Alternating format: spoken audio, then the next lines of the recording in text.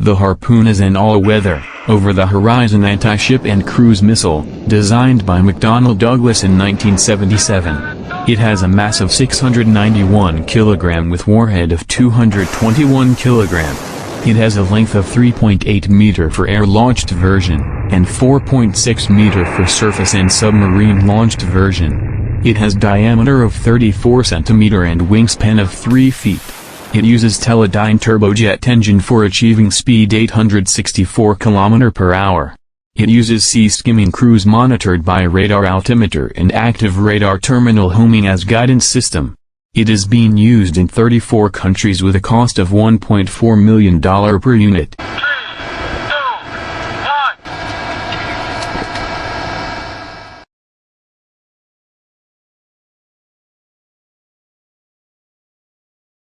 Like, share and subscribe. Defense